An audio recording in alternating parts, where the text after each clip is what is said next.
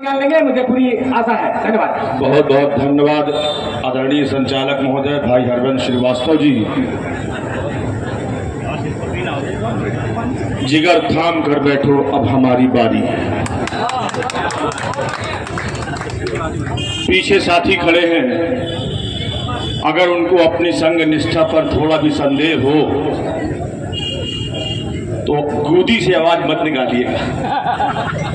भारत माता की, दोनों हाथ उठाकर बोलिए, भारत माता की, भारत माता की, वंदे वंदे वंदे। उत्तर प्रदेशीय प्राथमिक शिक्षक संघ के प्रांतीय अध्यक्ष आदरणीय परम श्रद्धेय डॉक्टर दिनेश चंद्र शर्मा जी के एक अल्प आह्वान पर भाई आशुतोष त्रिपाठी जी और हमारे जिला कार्यकारिणी के सम्मानित वरिष्ठ उपाध्यक्ष भाई रमाशंकर यादव जी, महामंत्री भाई श्री अजीत सिंह जी, संयुक्त मंत्री बड़े भाई श्री जयकिशोर दीक्षित जी, कोषाध्यक्ष महोदय भाई राम चुफल जी, आप सभी का, समस्त जिला कार्यकारिणी, ब्लॉक अध्यक्ष और मेरे परम सम्मानित शिक्षक बंधुओं, मातृशक्ति, आप सभी के श्री चरणों में नमन करते हुए मैं अपनी बात को शुरू करता हूं। याद रखिए, बहुत सी बातें आपने घर में बैठ कर ली है, पंचायत कर ली है, समय पंचायत करने का नहीं है। मैं देख रहा हूं कुछ लोग पंचायत कर रहे हैं, आपस में बात कर रहे हैं कि आज घर में शाम को 7 बजे अपॉइंटमेंट है, वहां जाना है और चाची जी के यहाँ बात समझ रहे हैं ना, और सूट का विक्रय भी होना है और तमाम काम होंगे, नून तेल लकड़ी मिर्चा थोड़ा भूल जाएंगे। और शांति के साथ बात को सुनिए, ये गंभीर बातें हैं। 18 सूत्री मांगे हमारे आपके जीवन को संचालित करने वाली बातें। वो पीड़ा जो आप निरंतर अपनी नौकरी में प्रारंभ से शुरू से महसूस कर रहे हैं, from the beginning of your appointment, day 1 से उस पीड़ा की चर्चा है। कई लोग सोचते हैं 18 सूत्री मांगे क्या है हमारी, क्या आपको ओपीएस नहीं चाहिए? 15 साल नौकरी करने के बाद 2,500 रुपए न्यू पेंशन स्कीम लेकर के आप अपनी छाती फुलाना चाहते हैं और कहते हैं कि मैं प्राथमिक शिक्षक संघ का सम्मानित सिपाही हूं। याद रखिए, जो लोग अपने घर में बैठे हैं, नस्लें उनको माफ नहीं करेंगी। उत्तर प्रदेशीय प्राथमिक शिक्षक संघ कोई आपके दरवाजे का नौकर नहीं है। ये हमारी दिल की, हमारे सम्मान की, हमारे वजूद की लड़ाई का एक प्रतीक है। आवाज दीजिए, आवाज दो। याद रखिए मेरे साथियों, जब तक आपके अंदर ये ऊर्जा नहीं होगी, आपको पता होना चाहिए कैशलेस चिकित्सा क्या बात है, पुरानी पेंशन का क्या महत्व है। 2,500-3,000 रुपए में 60% वो कैश भुगतान की बात करते हैं। 2005 में पोस्टिंग हुई है, 2016 से कटौती शुरू हुई है।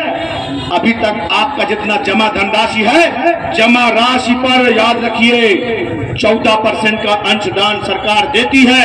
और उस सब का सकल योग का, जब आप कभी भूल से भी, अगर आपको जरूरत पड़ जाए, पैसा निकालना है, मुझको जरूरत है, मेरी बेटी की शादी है, बहन की शादी है, घर में माँ बीमार है, आपने जितना पैसा जमा किया है पिछले 7 सालों में, जब आप निकालने जाएंगे तो मात्र 25% मिलेगा। पैर के टांगे पीढ़ी कब लगेंगी देख करके। गंभीरता को समझिए। जो लोग घर में सो रहे हैं, जो नहीं आते हैं, उनको जगाइए। 17,140 क्या है, 18,150 क्या है, जानिए। आप जानिए ऑनलाइन काम का क्या मतलब है। आपको कहा जाता है, मैं बता दूं शिक्षक के बारे में, एक सुनियोजित षड्यंत्र के तहत पिछले 2 दशकों से शासन प्रशासन एनजीओ की आड़ में एक कुचक्र रच रहा है। अध्यापक को कहता है, सुन लीजिए क्या मानता है, गांव के ग्रास रूट लेवल से लेकर के संसद तक ये बात विचार हैगा कि अध्यापक अपने कार्य को ईमानदारी से नहीं कर रहा है। क्या इस बात से आप सहमत हैं? ये वो कहते हैं सदन में खड़े होकर के, जानते हैं को कहते हैं वो, हमें आपको एक षड्यंत्र के तहत वहां पर इंगेज रखा जा रहा है। एमडीएम बनवाइए, चुनाव करवाइए, पल्स पोलियो काम देखिए, गोलियां आयरन फोलिक एसिड खिलवाइए, परिवार सर्वेक्षण करिए, मतदाता पुनरीक्षण करिए, बीएलओ ड्यूटी करिए, मीटिंग करिए, ऑनलाइन स्कूल बैठ करके यूडाइस, प्रेरणा पोर्टल, तमाम प्रकार के सरल ऐप, दीक्षा ऐप, जाने कितने ऐप इन्होंने कर दिए, समर्थ ऐप, उल्लास ऐप, कम से कम 20 तो ऐप होंगे, और ये सारे काम वो करवा रहे हैं आपसे ऑनलाइन। वो कहते हैं अध्यापक एक कामचोर, हरामखोर। सुन लीजिए बात तो मैं, उनकी मानसिकता क्या है। वहां जो बैठे हैं ऊंचे पदों पर, ईमानदार मेहनती कौम है, कितना दुभाषी इसमें विरोधाभास है बातों में। जब आपसे उनको गैर विभागीय कार्य लेना होता है, गैर शैक्षणिक कार्य लेना होता है, तो आप ईमानदार हैं और कर्मठ हैं। जब चुनाव कराना है, जब आपसे गोलियां बंटवानी है, जब सर्वे कराना है, जब मतदाता पुनरीक्षण करवाना है, आप ये सारे काम जो गैर शैक्षणिक है, तो आप बेहद ईमानदार और कर्मठ हैं। आपके अलावा इस काम को कोई माई का लाल कर ही नहीं सकता, और आप इस काम को 99.99% करेक्ट करके देते हैं। और जब आप बात करते हैं शैक्षणिक की, तो कहते हैं मास्टर कुछ पढ़ाता नहीं है। अरे यार, एक मास्टर है, 700 बच्चे हैं।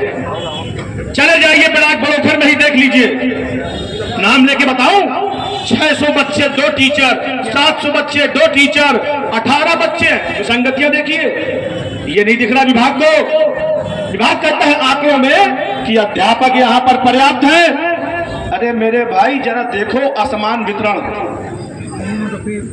जहां पर 18 बच्चे हैं वहां 2 अध्यापक। अरे मैं कहता हूं 18 हो, 100 हो, 200 हो, 300 हो, अगर जूनियर में 3 कक्षाएं हैं तो कम से कम 3 अध्यापक और 1 हेडमास्टर, 1 चपरासी होना चाहिए। और लिखा पढ़ी इतनी हो गई है तो भैया एक तो 5000 का अंशकाल एक बाबू धर दो। प्राइमरी में 5 कक्षाएं हैं, 5 अध्यापक होने चाहिए। शिक्षा की गुणवत्ता कैसे आएगी? आप तुलना करते हैं प्राइवेट से, और शिक्षक उचित अनुपात में, बालकों के अनुपात में हमको देते नहीं है, और हमने कहते हैं कि ये काम नहीं करते।